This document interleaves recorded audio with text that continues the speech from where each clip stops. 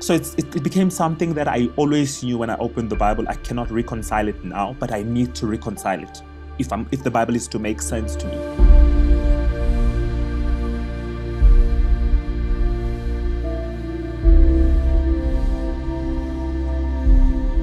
Hi, Maanda. Great to have you with us, brother. Hi, Chris. Nice to join you today. Just like to introduce everyone to our brother, Maanda. His testimony in the series is interesting because he himself was a Sabbath keeper and also believed in the Father and the Son before he came to cosmology. If you would just like to give you a little bit of a background of your knowledge, your experience as you have been in the movement. So I like how you fast forwarded me to being an Adventist, but I think I've heard part of your testimony before, how you were in the world and you were a conspiracy theorist. Right. And Okay. similar to that, I had my own start in the Okay. world, and I was watching the Zeitgeist and all Oh, those really? things Yeah. That one got me. in my varsity years, and I just felt like there was more to the world than what I was seeing. And somehow the conspiracy theories used to fascinate me because there was so much truth in them. I would look at what Hollywood was doing, what America was doing, and I would see that there was something hidden in plain sight that we were all missing. And I kind of kept that conspiracy theory mind when I came into the church. And Right. I did become Adventist in 2011. Mm-hmm. And it was a very interesting way that I came into the church. I had always wanted the truth, so I would read the Bible, but for some reason, it seems as if the Bible might be open in front of you, but still be closed in that you will read but not understand what you're reading. So I would visit a variety of churches with friends. I did grow up in the church, but there was always something that told me that there's a truth I'm not tapping into, I'm not understanding.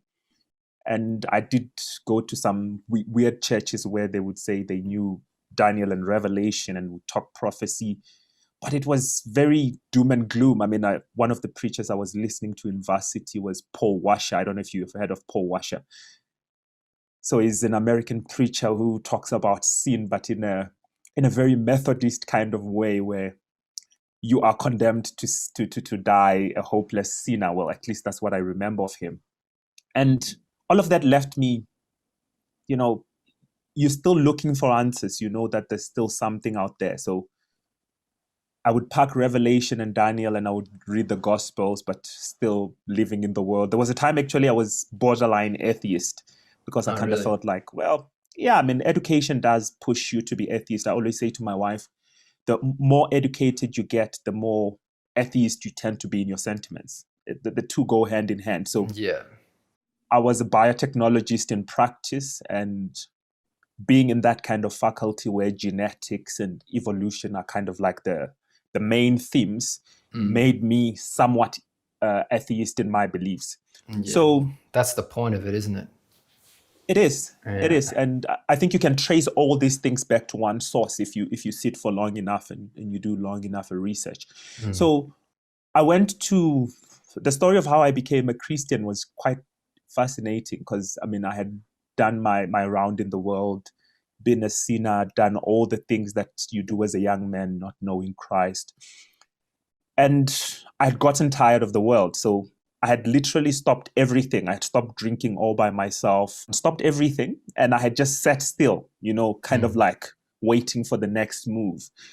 And I went to church. No, I didn't go to church. I went to work with a friend, and he works for a telecoms company. So he went into this remote place in a farm far away, and he was visiting an old lady to do network support. She didn't have a strong network. And as he was helping her, I was kind of walking around in her living room, and she had Daniel and Revelation charts on her wall. Okay. And because I had read the Bible before, I knew what they were, but I didn't understand. So we started talking about it. I was like, oh, this is charts from Daniel and Revelation. She's like, yeah, would you like to know more? I'm like, definitely. And then we started talking, and she didn't really tell me a lot more about Daniel and the Revelation. She gave me a 10-part series by Doug Batchelor, which is called The Prophecy Code. And that was going to answer my questions on prophecy. But she told me about the Sabbath.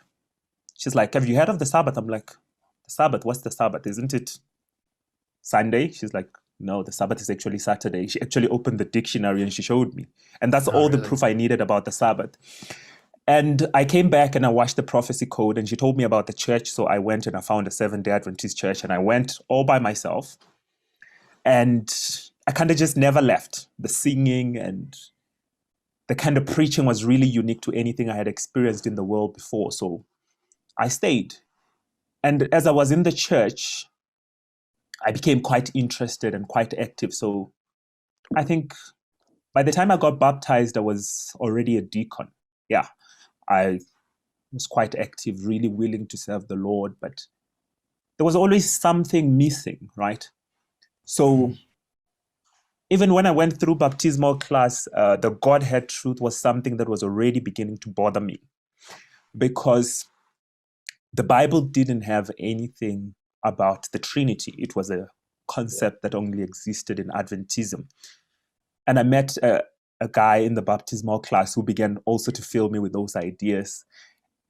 And for some reason, God always, it's like he knows your heart and what you're looking for. So he always exposes you to the right information. So I had done a bit of research on the Godhead truth. And I had realized that there was a link between the Trinity and Catholicism. And I could use the same argument to prove the Sabbath, to also prove Trinity. And that kind of didn't sit well with me from the very beginning. So I remember after, yeah. You said I didn't quite understand what you meant by that, proves the Sabbath. So the Council of Trent, the Council of Nicaea, right? We use that to prove that the Sabbath was changed. Yes. But those are the very arguments you use to prove that the Trinity is also a Catholic doctrine. Yeah, right. Okay, yeah. No, thank you. So it felt hypocritical to me as an Adventist, proving only the one side of the story, but not getting to the other side. But obviously being new in the church and that being the only truth I knew at that time, didn't want to ruffle feathers. So I kind of left that study to evolve at its own pace. Mm-hmm. And so it did. And I became so convinced. I remember we used to do Soup Kitchen, which is where I met my wife. Every Sunday, I was driving from Soup Kitchen with a friend of mine who was an elder in the church, quite respected. And there was another guy in the back. And I actually said out to them, guys don't believe in the Trinity. And you could have had a pin drop in the car because it went silent. And I started explaining without anyone prompting me why the Trinity is wrong. All the reasons I've just given you, the fact that the Trinity, you can disprove it with the same thinking you use to disprove the Sunday Sabbath and all those things. Yeah. And they didn't have an argument, a counter argument. They just said, well, this is what we believe and life goes on. And it went silent and became awkward. And obviously I changed the subject, but I was not a Trinitarian and I knew it. And I kind of went along for a while because I realized, well, there's not really another place to worship. And I think that's an issue most people have. There's a place where you've got this limited truth, but there's no other place. So you kind of don't want to be worshiping alone and being lost in the world. And that's what kept me in Adventism a bit longer than I should have stayed. So once I found that truth on the Trinity, I mean, my reasoning has always been, if I cannot disprove something from the Bible, it means it might be true. And if I find something to be true, I have to do it because otherwise I'm being a hypocrite. So I continued to study this Godhead truth. And the more I studied, the more I realized, well, there were actually a lot of people who believed in it. And I read some books and I realized all the pioneers were actually non-Trinitarian. And that was quite helpful. Yeah. But then the problem came with when you study the Bible, there are texts that stand out to you and actually challenge your understanding of the Bible. And the creation was always that place. When I read Genesis all the way to the floods, I would have scriptures I could not reconcile with the rest of scripture. And it just challenged my understanding. Yeah, you try to fit it in with the globe or whatever, but you can't seem to get it to match. Exactly. You read it over and over again, but you just can't really come to a conclusion. Yeah. Anyway, go ahead. Yeah, it doesn't fit into your worldview. And I mean, think about the fact that I come from a scientific background. It makes it even worse. So that science is buried quite deep. And the problem people do not see with the educational system is we've got this unchallenged and mostly unproven hypothesis that have been taught to us as a gospel. And it forms our worldview. That's actually the context on which we learn everything around us. So even when you read a Bible, if you come from a science classroom, you read it with a globe earth in mind. That's the only way you can read it. Because there's no other alternative. Exactly. There's nothing else. But the more you read the Bible, the more you get to those places of friction. And I like how God intentionally designs for that error and truth cannot sit together without rubbing each other the wrong way. So I would read the account of the floods, and it would say the windows of heaven were open. And I was like, okay, so the windows of heaven, what are those? Because when you become Adventist, you get taught to apply Miller's rules of Bible explanation, right? So you get taught that something is taken literally unless it is, you've got a reason to believe it's figurative. And even when it's figurative, you need to understand what the figure symbolizes and then you apply it literally. Yeah. And I mean, if you are going to jump into the murky terrain of saying that Genesis is figurative, you find yourself going back to, actually you become worse than a scientist, because where do you stop, right? Then you start harmonizing, you become a theistic evolutionist. Yeah, you have to. Yeah. You spiritualize everything away. Then we're going to spiritualize the 6 days and the seventh day. It's all, yeah. Exactly. You either make it all literal or you make it all symbolic. There's no other way. Exactly. So once you have a million years of God creating, then you might as well be an evolutionist. So I always knew that there's a line I need to draw between science and the Bible. And that line I just could not find. And the one thing that I appreciate that God has given me from birth is, and it sometimes drives my wife crazy, but I've said to her, it's okay to not have answers. It's okay to say, I don't know until you find out. And that's kind of my philosophy in life. I do not give you an answer until I'm certain that I'm giving you the right answer. So it became something that I always knew when I opened the Bible. I cannot reconcile it now, but I need to reconcile it if the Bible is to make sense to me. Because there were many verses that I could not reconcile. I mean, I was not aware of all the myriad of scriptures that are used today to prove the flat earth. But when you read about the heavens passing away as a scroll, I mean, you think, okay, so there's windows in heaven, and the heaven is gonna be folded away. How can you fold the air away? I mean, it defies reasoning. So there were always question marks. Space. Exactly. Nothing rolled together as a scroll. Exactly. It doesn't make sense. Yeah, and the fact that when Jesus would come, and that's the one that used to get me, all eyes would see him at the same time. And that began to get me questioning. And obviously, at the same time that I'm a Christian, I'm still a conspiracy theorist. Somehow you never quit it. It's like a very nice habit that you always keep. Yes. Someone told me about that verse that they would see him like spinning around, like, like it would, as if he would come and you'd see him like, which is ridiculous. But that's not the same time. No, it's not. When you read that verse, the thought is every eye shall see him simultaneously. Anyway. Yeah. Continue. So I mean, so those became problems for me. And then obviously, for some reason, that's the very same things that you were doing. So conspiracy theories, I was still watching those. For me, it sounds like similarly, when I started coming to church, the conspiracy theories sort of took a little bit of a break for me. They kind of just became, I still believed in chemtrails, and I was already anti-vax, and I was already, knew the moon landing was a hoax. But those things sort of they weren't as prominent at that time for me. I don't know if it was the same for you. Yeah. But It's as if when God yeah, takes a break. He wants you to take a break so that he can feed you yeah, it give you a context that you're missing, yeah, and then that's right. everything will come together in a very good way later. Yeah, that's right. And in a sense, flat Earth made all those things. It was almost a trigger to bring all those things that we knew, kind of made them more relevant again. Yeah. Because the cosmology, the flat Earth is the biggest conspiracy that exists, really. And we're seeing now with this new, what we call it, the global event that's happening at the moment, and the medicine they're offering to cure it.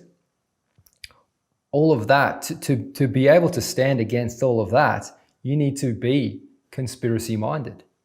So as I see, this cosmology was almost a trigger that sort of started to bring this conspiracy thing back into, I guess, the sort of the mind, because you have to be this way minded if you want to avoid being taken down by this, new medical crisis that's happening at the moment, if you know what I mean. And that's the thing. And the sad thing about all the people that are involved in these conspiracy theories is they don't put all of it together, because all of it are part of one picture. It's one truth, but they're treated as many separate truths. And what happens when you become a Christian and you bring the Bible in is you actually can fit all the pieces together, and you come out with a very complete picture. Exactly. Yeah. Exactly. It's the way that it all starts to make sense. Yeah. And it's the only way that gives you hope with all of that knowledge of the conspiracy that's happening. I actually became quite distraught when I knew all that without knowing the truth. It just drives you crazy. No, it does. It's quite depressing to be a conspiracy theorist without having the one piece of the puzzle that makes it all that's worth right. it. Yeah. So I mean, I was wandering all around, and you get them in sequence. So I remember I had just watched a JF Kennedy documentary, which has disappeared from YouTube, which shows the fact that the people that were pinned for it were not actually pinned. And I had also read the book. There's a book called The Secret Terrorist, written by some Adventist guy. Which actually, I know him. Yeah. So it connects all those Bill things Hughes. together. Bill Hughes, yes. Who's also a Trinitarian. So sometimes people stop short of the truth. So I read that book, and I already knew when I watched that documentary, I knew the conclusion. And when you know the conclusion, you kind of watch wanting to see what conclusion people will draw, especially when they say that they're going to draw a different conclusion. So I watched that. And for some reason, I don't know, the moon thing just came in. That became my new pet conspiracy. Yeah. Right. Until so I watched all the stuff on the internet, and then a movie came out.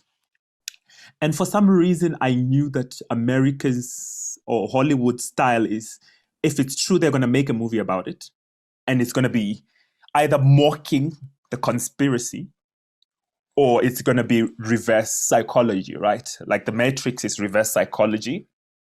Or the movie they made was called, what's that movie called? The Avalanche, or something like that. So the movie called The Avalanche, and I watched it when I was a young Adventist, I think 2016. It's about how the moon landing is faked by being shot in a studio somewhere. Okay. Believe it or not.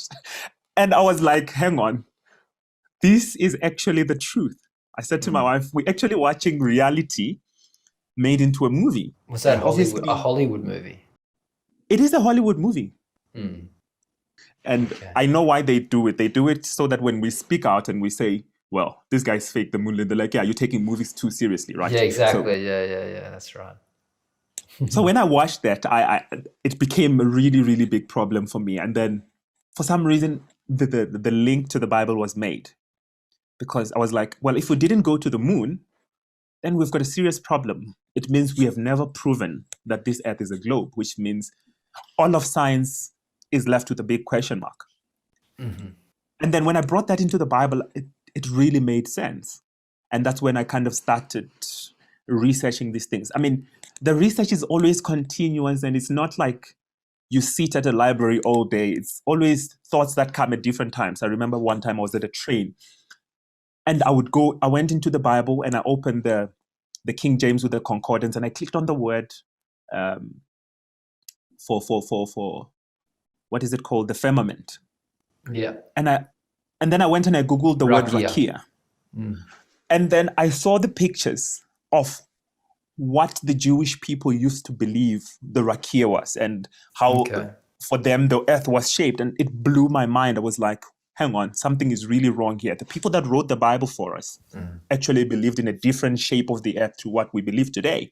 When was this? What year? I think this was 2018. The flat earth was pretty big at that stage already. Yeah, but I didn't know about the flat earth. So I didn't know. I didn't even know the word flat earth at that time. Yeah, right.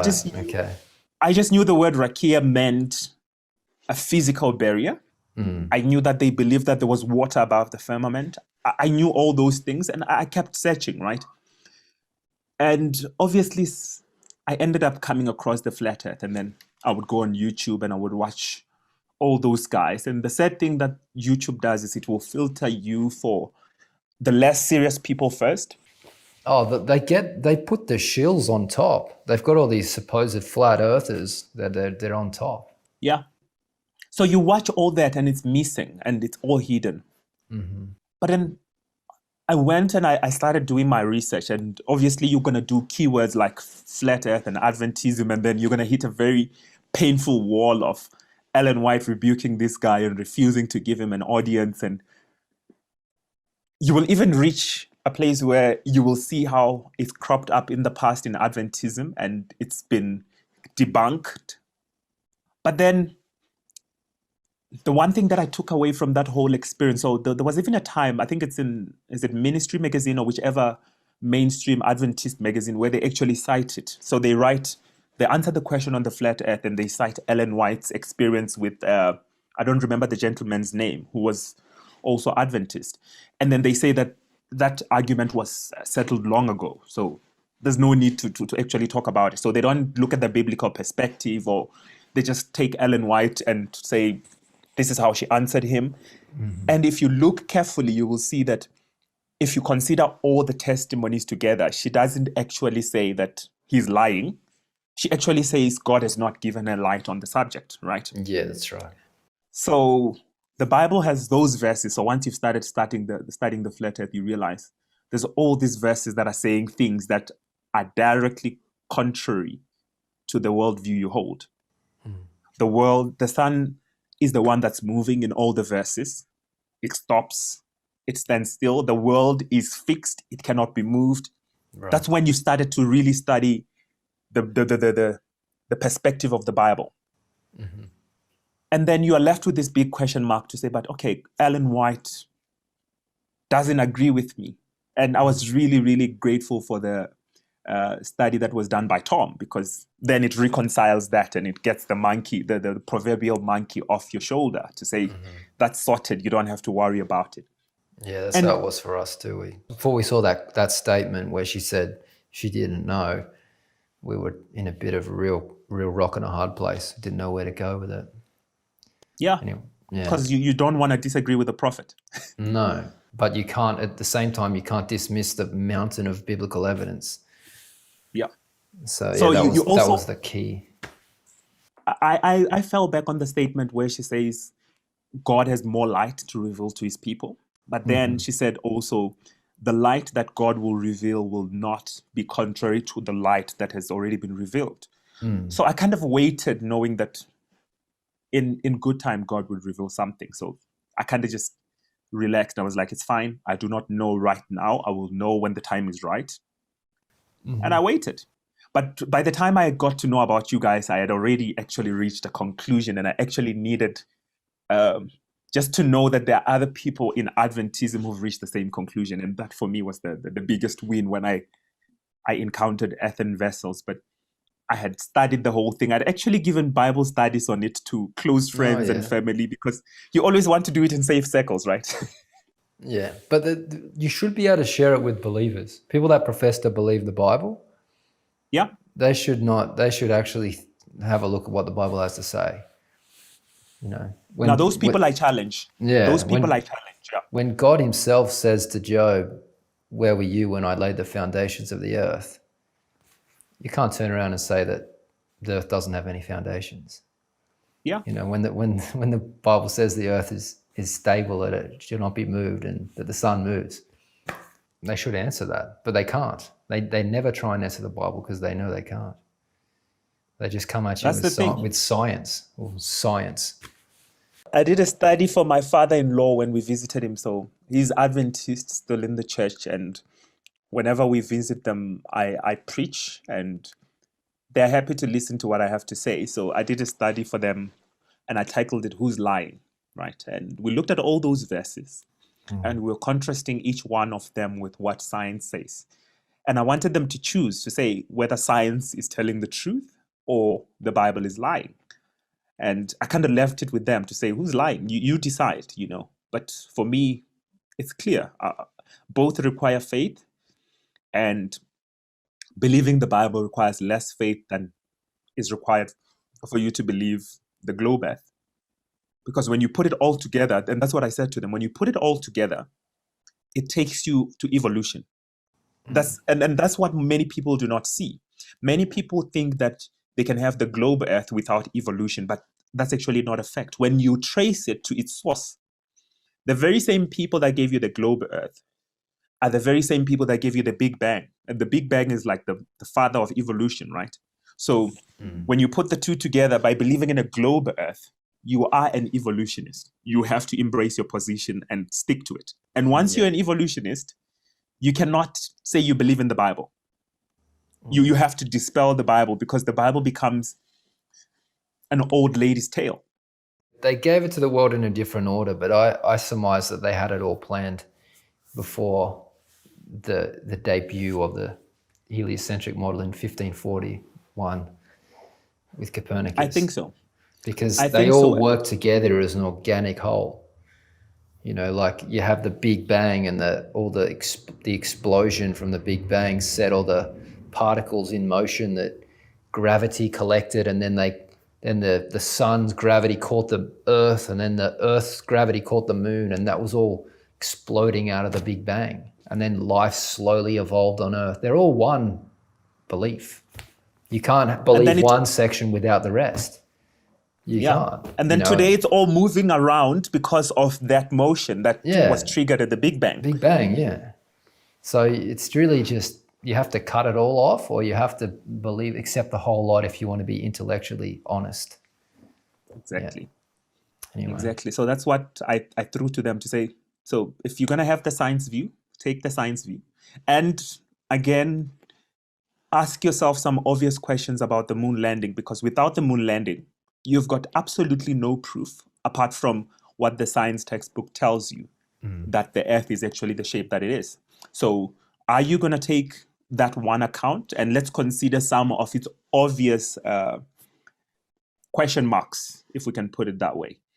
The fact that the technology today has advanced so much, and computers can now fit on a nail, like a human nail, and yet we do not have the technology to go to the moon. And we went in 1968, was it? I think it's 69. Yeah, 1969, we went to the moon when a computer filled the whole room, but we can't go there today. So are you telling me something? I mean, yes, NASA might have lost the technology, but the technology should be easy to reproduce today. Yeah. Now, they destroyed that technology. And it's a painful process to build it back again, according to Ron Pettit. I'd go to the moon in a nanosecond. The problem is we don't have the technology to do that anymore. We used to, but we destroyed that technology, and it's a painful process to build it back again. Yes, and then the tapes also mysteriously disappeared that show everything. Yeah, that's right. Yeah. So you're going to hang your hat on that. So that's kind of like where I left it with them, but you get to decide. And then once you've started on the Bible study side of it and you've moved away from trying to prove it, you then begin to see it in other places in the Bible in the most amazing way. So you go and read Romans chapter 1, which without your understanding of the flat earth is just another piece of scripture. I mean, I used to think about it as a way of God, as God's way of rebuking homosexuality. But then I realized, no, the creation story is very interwoven into the whole chapter 1 of Romans, and how denying the true nature of creation leads you to condemnation, and it leads you to a darkness that God just discards you altogether and leaves you to believe whatever you want. And that's what leads you to all these things that make you. That's right. If the reason people deny creation, it says in Romans 1, it says that they did not like to retain God in their knowledge. Yes. And then therefore they invented all these theories that sort of help them sleep at night, or help them reject the existence of God, such as life spontaneously coming into existence after millions of years after the Big Bang or whatever. It's just a philosophy that helps people to they choose to believe because they don't want to believe in God, because they don't want to be held accountable to Him. You're very right in saying it helps people sleep at night for now. Yeah. But trouble is coming. Yeah, they receive not the love of the truth that they might be saved. Therefore, God shall send them a strong delusion that they should believe a lie. It's the very same sentiment of Romans chapter 1 as well. It is. And it says, they believe not the truth, but had pleasure in unrighteousness. They preferred to have pleasure in sin than to believe the truth.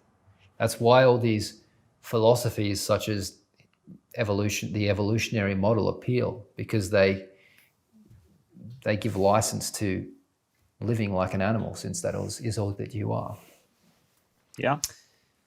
So just kind of switch gears again a little bit here. So you've accepted the cosmology and you've seen it to be the truth. And for everybody that accepts it, it changes their lives, like unquestionably, Yeah. Your outlook, everything. It's a real revelation. But what would you say from your present state that you're in? What would you say that it what direction did it send you in, if any? So I actually am an environmentalist by practice. Right. And one of the things I do on a daily basis is write about climate change until obviously I decide to stop participating in that economy.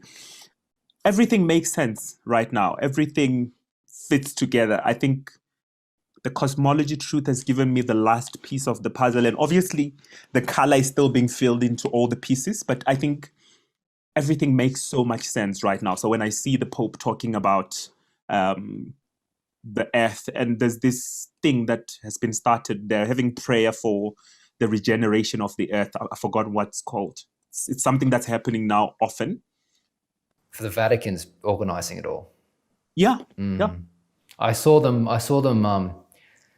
sort of rejoicing that all these cities, all the pollution was going away because of and stuff like that. People weren't driving their cars anymore. And there's even the global Catholic climate movement. So all those things, I mean, working in the environmental sphere, I know that environmentalists are desperate for a solution to come from anywhere. And also knowing what's happening at the World Economic Forum. I mean, I hope you've read the book that Klaus Schwab, or heard about it, the one that is written, The Global Reset or something like that. Oh, The Great Reset. I've heard about it. Yeah, that you in 2030 you will own nothing, you'll be happy, etc. Yeah. Yes, but he says some things that are very true in the short term. It's so I always say to people jokingly, that book is like a script of from here to 2030. Mm-hmm.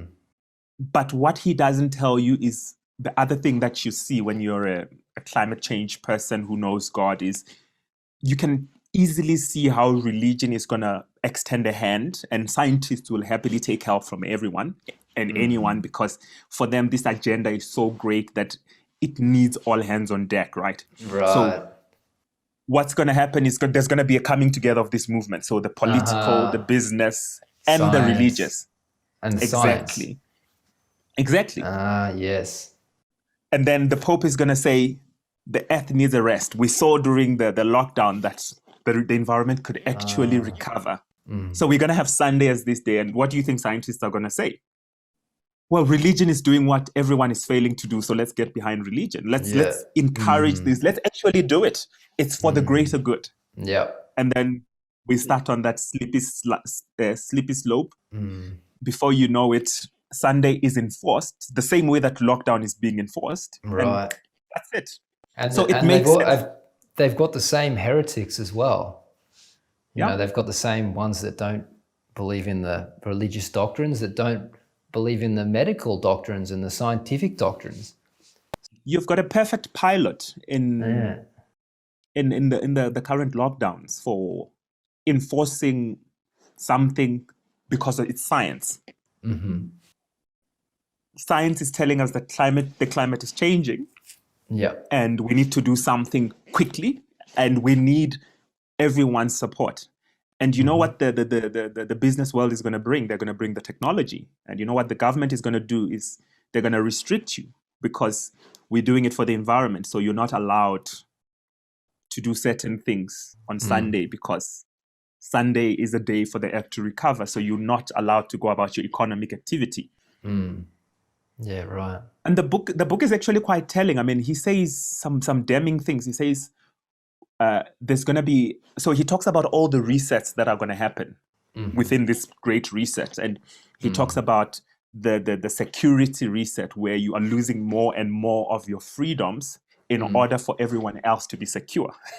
And then he's talking about the role of technology in that, how the use of AI and monitoring of people and smart homes and smart cities. So it's really, you can really see the whole web together of where we headed. Yep. And it's really amazing. And for me, it brings comfort. I'm more anxious for the people that don't see the whole picture, because I say to people, aren't you worried about the totalitarian nature of government today? How everything is just, you're losing all your liberties. People are like, yeah, but I mean, we're getting safer. I'm like, you do know you're not going to get those freedoms back. They're like, what should we do? I'm like, well, you can't do anything, but you just need to know. You can't do anything as far as fixing it, putting it back to normal, but you can it should awaken you to, spiritual realities. Yeah. That truth for me brings a lot of pieces together in a very interesting. The story is beginning to make sense. The end chapter is being written out quite clearly. And you can see the other thing that, the one thing that I might say makes me anxious is I ask myself, am I ready? Because it seems all the things are in place. I mean, recently, the war between the agitation in the Middle East, Israel, Palestine, Israel. You know that friction there is going to be the trigger for Turkey to make the move, right?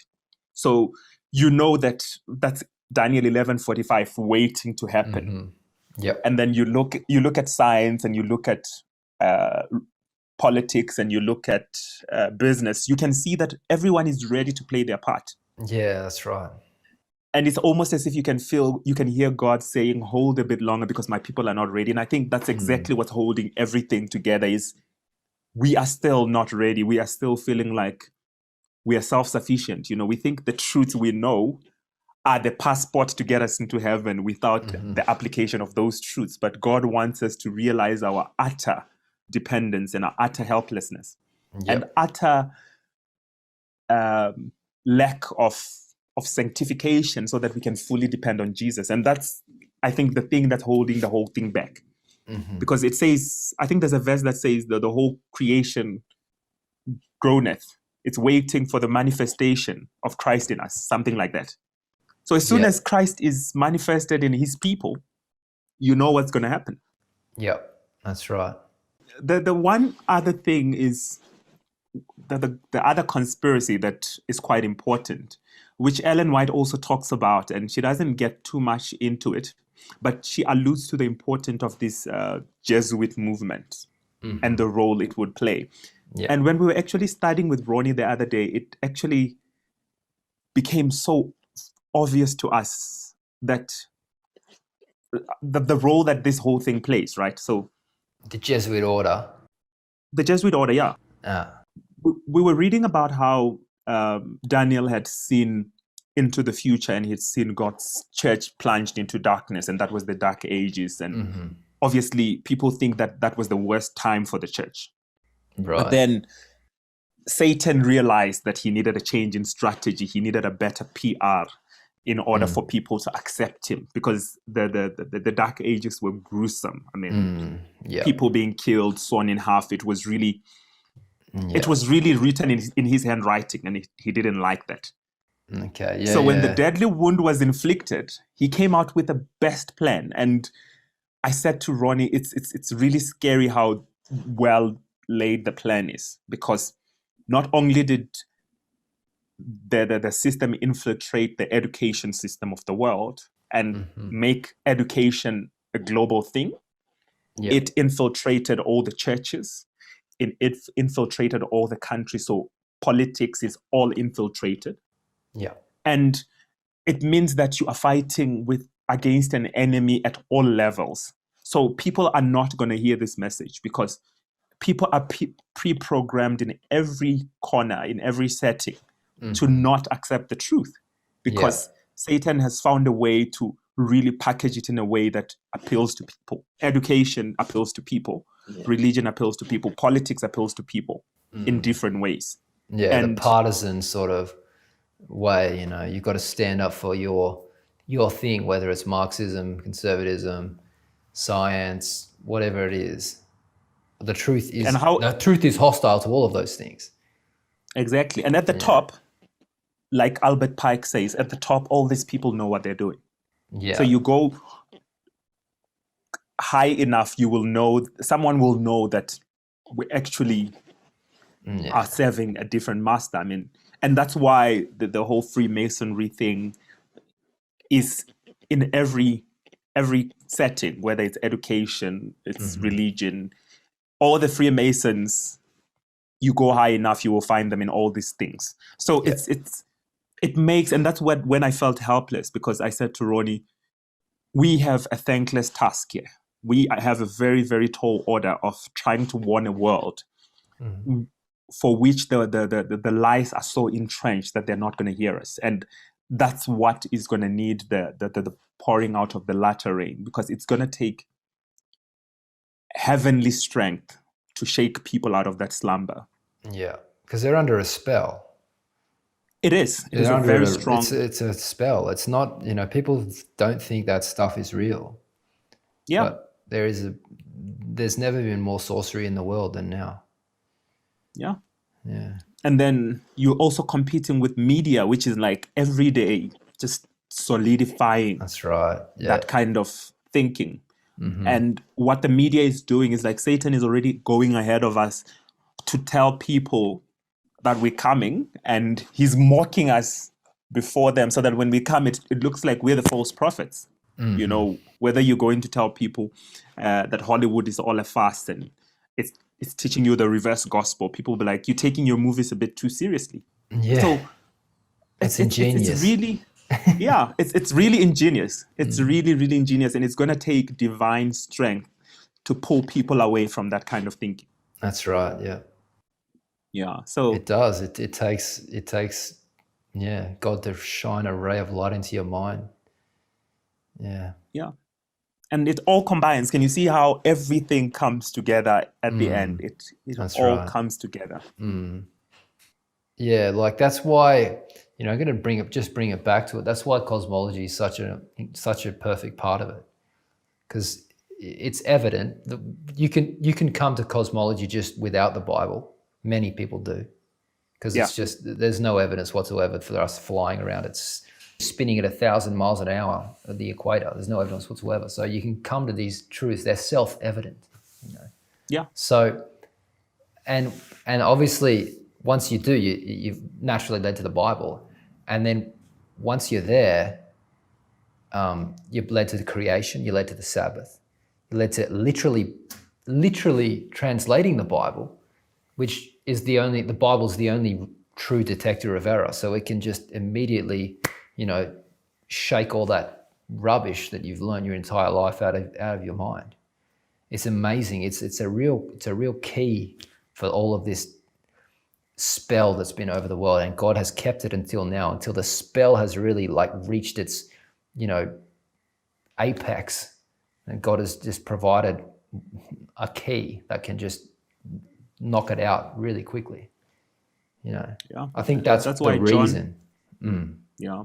That's why Jesus says in John, you shall know the truth and the truth shall set you free. Yeah, that's right. And for some reason, you never find peace when you don't have answers. I found that in these circles, it's people who are looking for the truth. That's right. And they do not rest until they find the truth. And even when the truth comes at a very high cost of being ostracized and being called all these things and being labeled a lunatic, you are a very peaceful lunatic because you know that you found the answers you were looking for. You know how the story ends. You know, you feel at peace. That's right. Yeah. Otherwise, you throw it away, but then you're chasing your tail and it just doesn't make sense. So you don't have peace. You don't have, if you don't tell people, you don't have peace. Like I'm happy to be looked at in that way because, you know it's the truth. Anyway, I don't know. But it's like the hoop you have to jump through in order for you to fully give yourself to Jesus. And I think that's why it's important that these truths are quite as testing as they are. Because if you are really willing to follow Jesus, you'll follow him wherever he takes you, right? Wherever the truth takes you, that's where you will go. And you get to this really testing truth and you realize, hang on, this is really testing my fidelity either to God or to whatever it is that I want to believe. I mean, I thought the Sabbath was testing, but no, when you get to hear about the cosmology truth, you realize you're going to be a loner in the world. And you're going to have to choose whether you're going to choose your earthly friends to make everyone happy and walk away from God, or you're going to be true to yourself and believe the truth as God reveals it and live the consequences with him. Yeah. And it's kind of like the decision or resolution I had to make when we started the ministries. I got to a point where I had to fully say to God, look, I'm willing to follow you wherever you take me. I might have to lose my job for it. I might lose my credibility for it, but what good is a credibility built on lies, right? Right. Yeah. So I'm willing to just go along with God and see where this thing lands me. I'm not going to go looking for trouble. No. But I'm now happy to tell everyone about my faith. Now I go shopping and I tell people, look, hey, I'm a preacher. I've got a ministry. Please check it out. And no, that's good. I'm more open to talk to people about God than I was before, because back then I was trying to be someone I was not, to fit into to a box that we're prescribed with, which brings me to maybe the last point that I would like us to touch on, which is political correctness and how that whole movement has been created as a self-policing of humanity to not venture into talking about certain things. So it's like there's a self-policing system where if enough people believe something, you cannot question it because then you are trying to divide society. It's like the heresy of the Middle Ages. It's the same. It is. If you're caught with a Bible, you're the one who's wrong. But or if you question the priests, then that's someone's got a dob on you. Yeah. Send you to the Inquisition. Exactly. You just need to go buy your indulgences and be quiet and continue to enjoy your sin quietly. So it's sad that the world has come to that, but we have opted into the manufactured consent. We've not been forced in, and everyone is now just going along with it. And it's gotten too far down the line that we all can't opt out. That's right. Yeah. No, that's an important point. really, that really is the heart of the sort of the mindset that people need to have in order to get through this. Yeah. Yeah. All right. Well, it's been great talking to you, brother. We'll, Yeah. And I'd just like to let the people know, the listeners, that if you want to get in touch with Maanda, perhaps you live in South Africa and you'd like to have some fellowship or attend his, Maanda has his own ministry over there, and we'll provide the details for that in the description below. So if anyone wants to get in touch with him and check it out, we encourage that, and he'll have his way of contacting him. So yeah, we just pray that the interview has been a blessing to everyone. Thank you. Thank you.